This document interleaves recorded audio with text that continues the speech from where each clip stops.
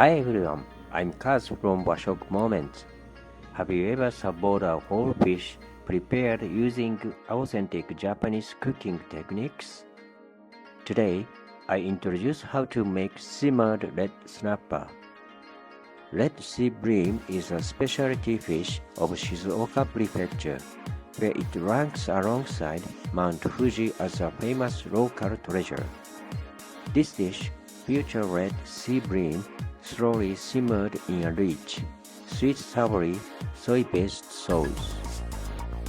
Its vibrant red color symbolizes celebration and good fortune, making it a dish often served at special occasions in Japan.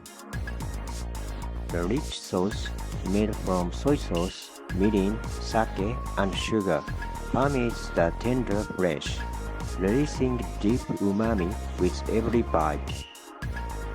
Saving the fish whole is a traditional Japanese way to show respect for the ingredient and appreciate its natural beauty.